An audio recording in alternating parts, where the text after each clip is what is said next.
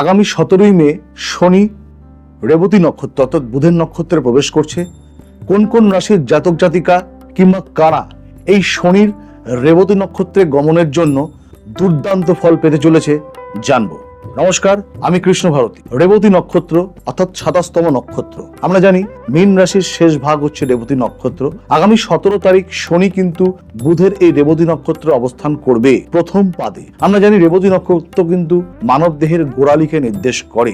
শনির এই বুধের নক্ষত্রে গমনের জন্য বিশেষ করে কিন্তু যারা ফলাফল পাবে তারা কিন্তু মিথুন রাশির জাতক জাতিকা, কন্যা রাশির জাতক জাতিকা, মকর রাশির জাতক জাতিকা এবং কুম্ভ রাশির জাতক জাতিকা, এই 4টে রাশির জাতক জাতিকা কিন্তু শনির এই রেবতী নক্ষত্রে গোচরের জন্য দুর্দান্ত ফল লাভ পেতেই পারে বিভিন্ন ক্ষেত্রে। এবং শনি আপনার জন্মছকে যেই ঘরের অধিপতি অর্থাৎ মালিক, সেই ঘরকে কিন্তু মালামাল করতে পারে এই শনির বুধের নক্ষত্র গমনের জন্য।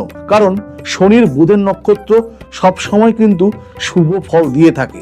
আপনার জন্মছকে যদি শনি কিংবা বুধ যদি নবতারা চক্রে যদি শুভ তারা যদি প্রাপ্ত হয়, সম্পদ, মিত্র কিংবা অতিমিত্র তারা, তাহলে কিন্তু এই শনির রেবতী নক্ষত্রে গমনের জন্য বিবিধ ভালো ফল, যারা কর্মের দিকে, যারা কর্মের সাথে যুক্ত, তারা বিভিন্ন রকমের পদমর্যাদা, পদোন্নতি, যারা ব্যবসা করছেন, ব্যবসায়িক সফলতা, শিক্ষাক্ষেত্রে যারা যুক্ত, তারাও কিন্তু ভালো জায়গা পড়বার সুযোগ এবং শিক্ষার ফলাফল বিবিধ ক্ষেত্রে কিন্তু শনি ফল দিতে পারে।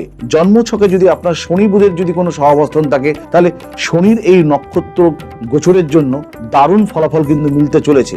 আপনার শনি জন্মকালীন কোন নক্ষত্রে কিংবা শনি আপনার জন্মকালীন কোন অবস্থায় আছে কিংবা বুধ গ্রহ জন্মকালীন কোন অবস্থায় আছে, এটা কিন্তু প্রধান বিচার্য বিষয়। যদি শুভ থাকে, শনির এই রেবতী নক্ষত্র অর্থাৎ বুধের নক্ষত্রে গমনের জন্য মিথুন রাশি, আরেকবারও বলছি, কন্যা রাশি, মকর রাশি এবং কুম্ভ রাশি, এই 4টি রাশির জাতক জাতিকা এবং নবতারা চক্রে শনি কিংবা বুধ যদি ভালো তারা প্রাপ্ত ঘটে, তাহলে কিন্তু এই রেবতী নক্ষত্র আগামী কয়েকটি মাস অক্টোবরের 10 তারিখ পর্যন্ত দুর্দান্ত ফল লাভ কিন্তু আপনাদের হচ্ছে।